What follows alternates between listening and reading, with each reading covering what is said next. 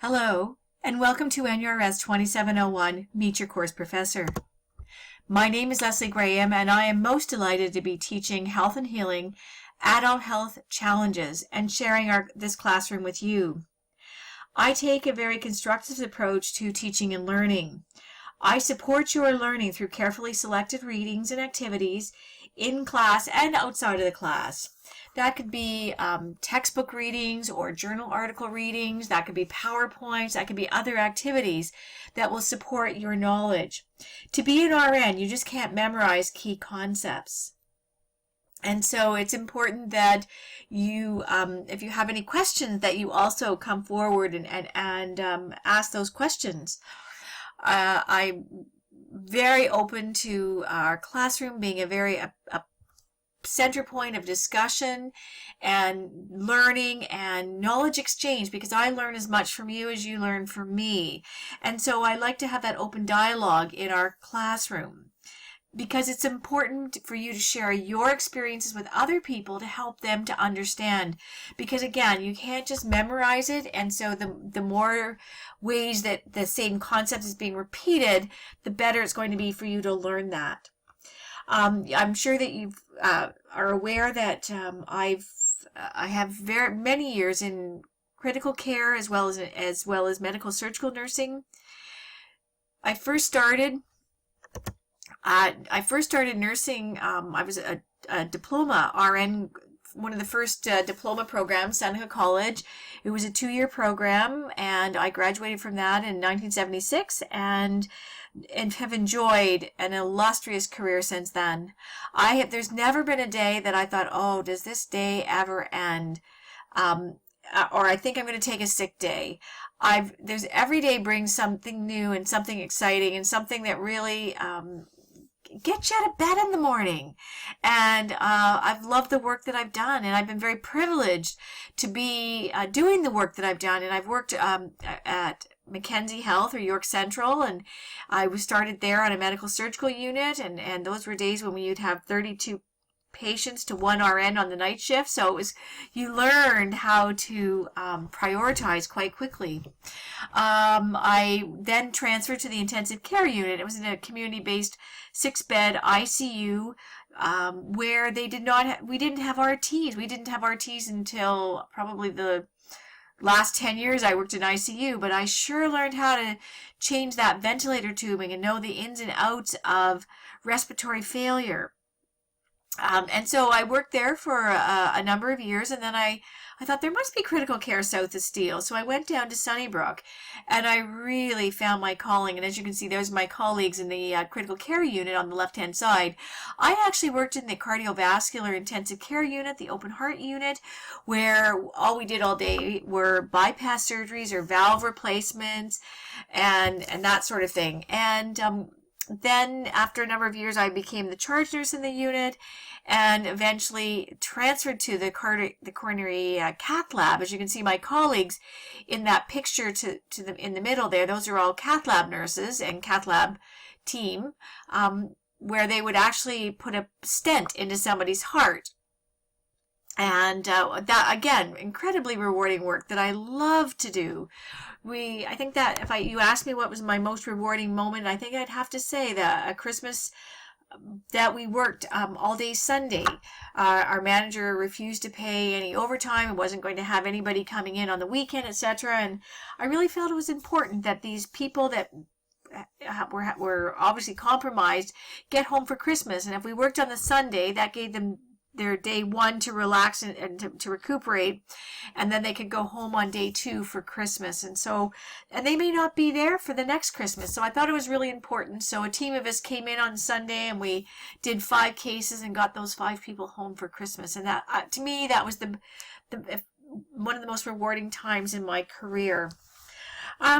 Then from Sunnybrook, when I was at the cath lab, I then went into education and was the educator for CCU and the cath lab. And then from there, I went up to Southlake Regional and was the clinical educator for the cardiovascular intensive care unit, which was a 12-bed unit, as well as the cardiovascular inpatient surgical unit. And while I was on the surgical inpatient unit, we worked with a lot of students, RN, BSCN students, as well as paramedic students or RT students. So we had quite a variety. I really enjoyed working with students and knew that one day I'd be teaching in academia. And that opportunity came a little sooner than I anticipated when they launched the Durham College Critical Care Program. And so I was very thrilled to join the critical care team as they launched the first provincial critical care program fully online and integrating simulation-based learning as well. And of course, that is my other passion, is simulation. And so they launched that, and then since that point, I have now transitioned to BSCN entirely, and I'm the RPN to BSCN coordinator, and have just thoroughly enjoyed every moment of my career. Who am I? I'm a mother, and I have a gorgeous 22-year-old daughter, I can't believe it, who is a student at Durham College, and we've recently adopted this little puppy. He's a Pomeranian mix, and he keeps us on our toes. The middle picture shows my passion for simulation. I feel that there's a lot to offer in experiential learning. And so how do we create those scenarios that make it a very positive and safe learning environment for our students? And then another passion of mine is that I'm an advanced cardiac life support instructor and director, and so I teach ACLS at Sunnybrook, and quite enjoy doing that. It keeps me on my toes, it keeps me current.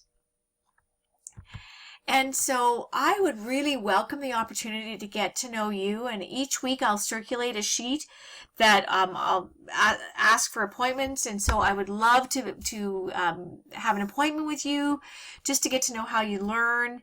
How can I help you? Where do you see yourself in 5 years from now? So for instance, one of the students wants to work in emergency, and so I knew that. I was able to connect her as a year 2 student with some of my ER colleagues. They took her under their wing and sort of exposed her some situations that you normally wouldn't be, or I loaned her some books or got her in touch with some journals, and so then she did her final placement in critical care, and I would not be surprised that she is not successful in applying to some of those jobs in critical care. So although critical care may not be, or emerge may not be your area, it might be some other area, and so whatever I can do to help you with whatever you're interested in, please make an appointment with me. I have very flexible hours. As you know, nursing is 24/7, and so my appointment book is open 24/7.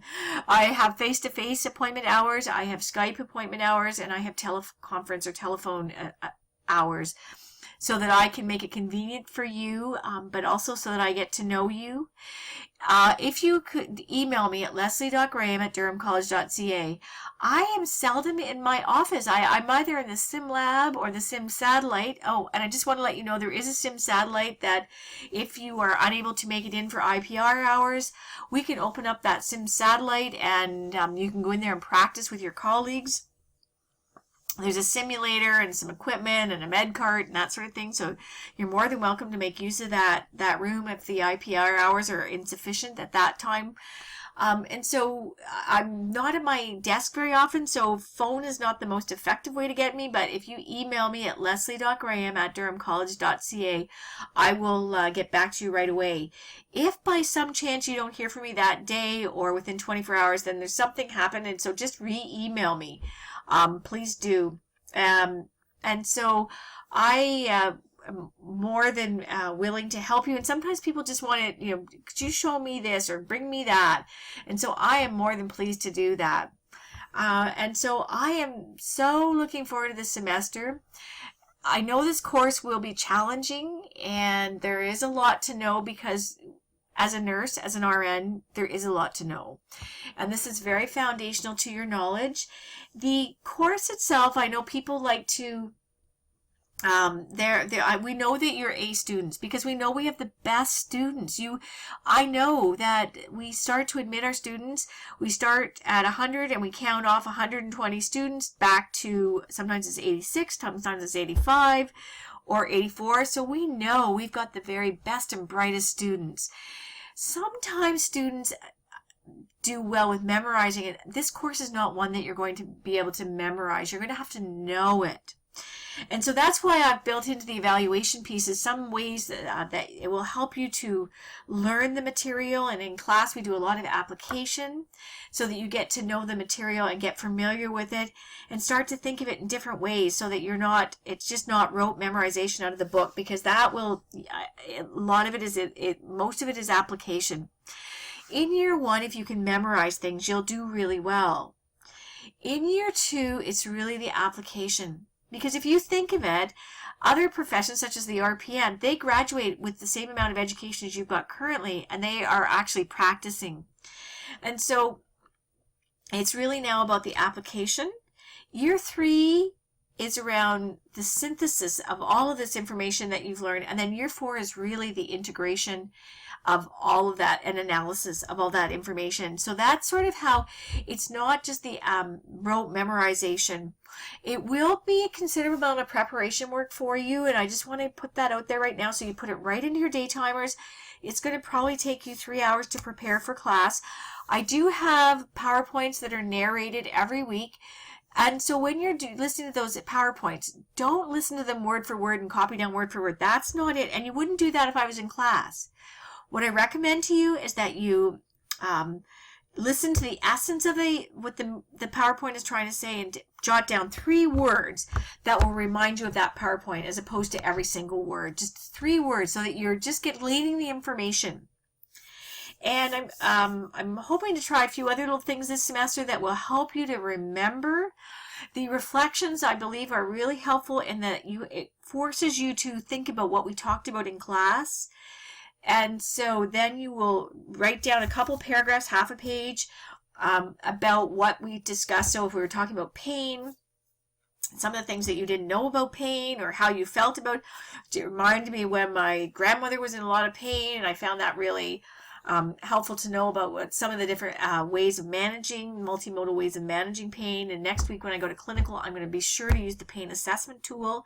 That's the sort of thing. But that will help you to reflect on all those different pieces and helps you to put it into your short-term memory, which will then, it helps it to be archived into your long-term memory. So there's a lot of pedagogy that goes behind that. So really important that you do the homework in advance. If there's some concepts that you don't understand, please seek clarification. You're not the only one, so make sure that, and don't forget, I've been doing this for such a long time that I forget some of those things that I felt were new. So please stop me and get me to clarify. And always remember that the breaks are scheduled at your convenience, at your leisure. So if you need a break, let me know and we'll have a break. So I'm very much, this is your class. This is not my class. This is your class. And what can I do to facilitate your learning? So I look forward to that opportunity to get to know each of you a little bit better over the next semester. Take care.